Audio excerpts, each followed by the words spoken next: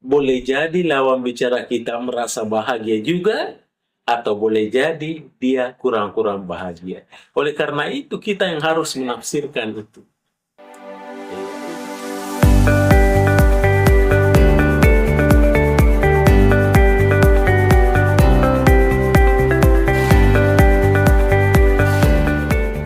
Baik, para pemirsa sekalian dimanapun berada, terima kasih. Assalamualaikum warahmatullahi wabarakatuh.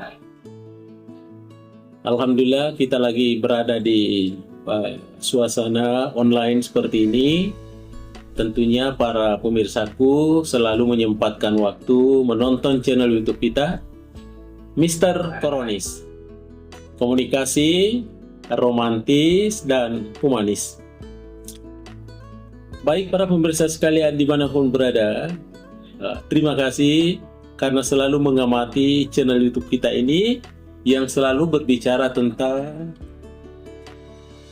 di seputar komunikasi.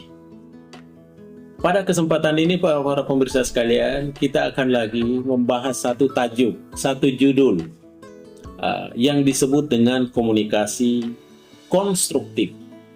Tapi saya tambahkan menjadi komunikasi konstruktif keharmoni.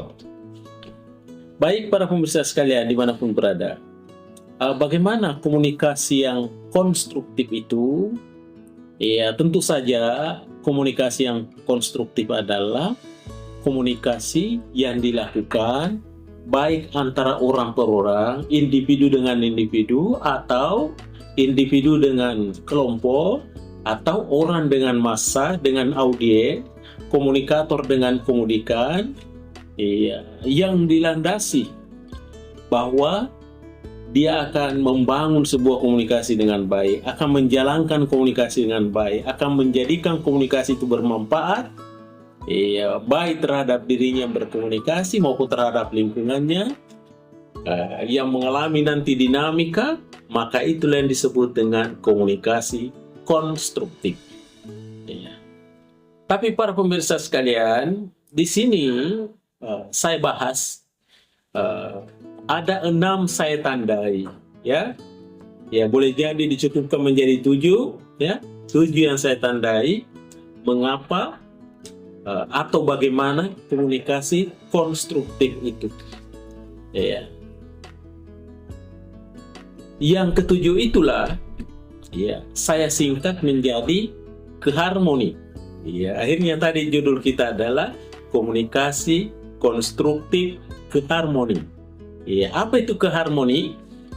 Yang pertama adalah huruf K-nya itu adalah kolaborasi.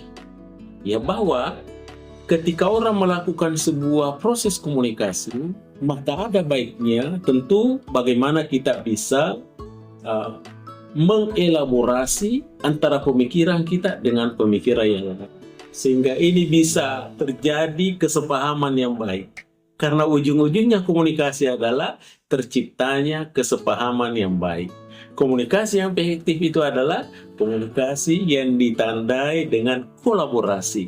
Ujung-ujungnya terjadi kesepahaman. Itu yang pertama. Kemudian yang kedua, E-nya itu adalah empati. Apa itu empati? Ketika kita melakukan sebuah komunikasi, tentunya tidak hanya memahami siapa diri kita sendiri, tetapi perlu juga kita pahami siapa lawan bicara kita. Tentu saja ketika kita merasa bahagia, boleh jadi lawan bicara kita merasa bahagia juga, atau boleh jadi dia kurang-kurang bahagia. Oleh karena itu kita yang harus menafsirkan itu. Ujung-ujungnya adalah terjadilah sebuah empati. Empati artinya kesanggupan seseorang untuk hidup di atas pemikiran orang lain. Itulah yang kedua adalah empati. Kesanggupan untuk melihat siapa lawan bicara kita, menyatu dengan lawan bicara kita. Yang ketiga, hanya itu apa? Hanya itu adalah humor. Huruf hanya itu adalah humor. Dalam melakukan sebuah komunikasi, ada baiknya kita juga selipkan yang namanya humor, yang membuat kita tersenyum, membuat kita ketawa, membuat pembicaraan kita menjadi bervariasi, sehingga suasana komunikasi yang dibangun tentunya bukan suasana komunikasi yang tegang, tetapi tentunya suasana komunikasi yang rileks dan happy. Ya, makanya perlunya humor di dalam berkomunikasi. Itu yang ketiga. Kemudian yang keempat, rupanya yang keempat, ya, hanya itu adalah aktif mendengar. Ya, setiap pembicara, setiap komunikator, dan kita menjadi komunikannya, maka tentunya kita harus menjadi komunikan yang baik, menyimak yang baik, mendengarkan dengan baik. Sebab yakinlah bahwa hari ini kita menjadi komunikan yang baik, boleh jadi esok atau lusa kita menjadi komunikator yang baik. Ya, jadi hidup ini mengalami proses dinamika, mengalami dinamika. Hari ini orang bisa jadi komunikator, besok dia akan menjadi komunikan. Begitu pula sebaliknya. Makanya kita harus aktif mendengar sebagai bagian dari komunikan di dalam berkomunikasi.